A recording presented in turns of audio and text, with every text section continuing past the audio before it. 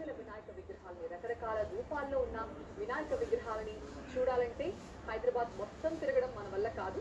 అందుకనే ట్యాంక్ బండ్కి వచ్చామంటే మొత్తం హైదరాబాద్ వ్యాప్తంగా ఉన్న అన్ని రకాల వినాయకుల్ని కూడా మనం చూడగలుగుతాం. అలాగే ఆ నిమజ్జన ప్రక్రియ కూడా ఎంతో అందంగా ఉంటుంది. అనేక విగ్రహాలు అలా నీటిపై తేలియాడుతుంటే ఆ దృశ్యం చూడటానికి ఎంతో సుందరంగా ఉంటుంది.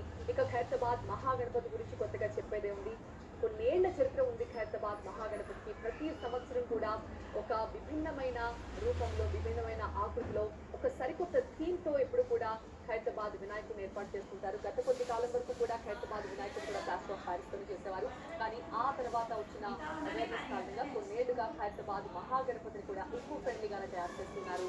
మట్టితో, అలాగే గడ్డితో, ఇలా రకరకాల ఎక్కువ ఫ్రెండ్లీ మెటీరియల్ తోనే ఆ గణేష్ ని కూడా తయారు చేస్తున్నారు. సో ఇక మట్టి గణేష్ ని అక్కడి నుంచి తరలించడం చాలా కష్టం అని అందరూ అనుకునేవారు. కానీ మట్టి గణేష్ ని మహాగణపతిని పెద్ద బడా గణపతిగా తయారు చేసి కూడా అత్యంత సురక్షితంగా ప్రతి సంవత్సరం కూడా ఆ వినాయక విగ్రహం నిమజ్జనం కూడా అంతే చక్కగా చేస్తున్నారు. ఈ సంవత్సరం కూడా చాలా సేఫ్ గా ఖైరతాబాద్ మహాగణపతి నిమజ్జన ప్రక్రియ కొనసాగుతోంది. నిజంగానే ఎంత బాగుంది కదా ఈ దృశ్యం. అలా నీటిపై గణేశుడు తేలి ఆడుతున్నట్లుగా ఉంది. అలాగే అందరికీ ఆ చేత్తో గుడ్ బై చెప్తున్నట్టుగా కూడా ఉంది. ప్రతి సంవత్సరం ఇలాంటి దృశ్యం మనం చూస్తూనే ఉంటాం. కానీ మళ్ళీ కొత్తగా చూసినప్పుడు మళ్ళీ